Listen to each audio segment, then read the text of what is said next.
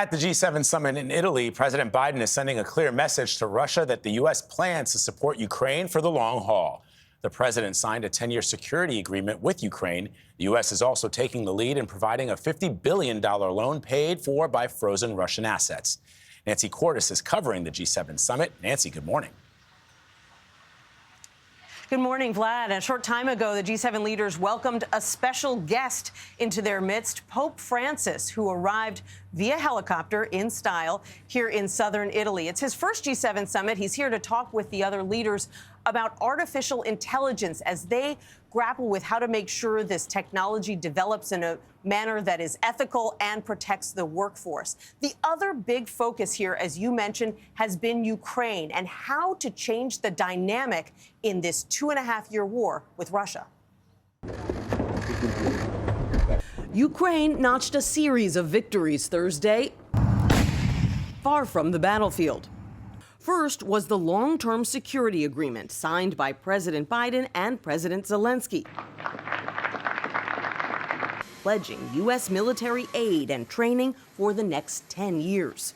Today is a truly historic day.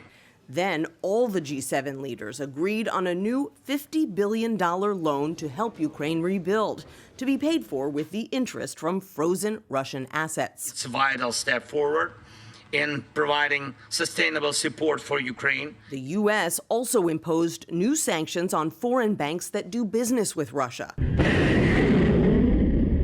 and announced that 5 countries had agreed to ship new Patriot missile batteries to Ukraine soon. You'll have some relatively quickly. All of this is designed to send a message to Russia's Vladimir Putin, who has more money and more manpower than Ukraine does. You cannot wait us out. You cannot divide us. And we'll be with Ukraine until they prevail in this war. The G7 leaders gathered here also discussed the Middle East, with President Biden sounding much more pessimistic about the prospects of a ceasefire deal between Hamas and Israel. Are you confident it's going to be done soon, sir? No. I haven't lost hope, but it's going to be tough. Here in Italy, Biden was also asked about his son Hunter's conviction Tuesday on 3 federal gun charges. I said I abide by the jury decision, and I will do that, and I will not pardon him.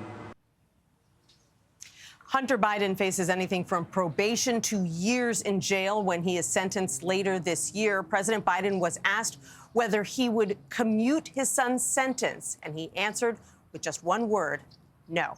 Nate? Nancy Cordes in Italy. Thank you.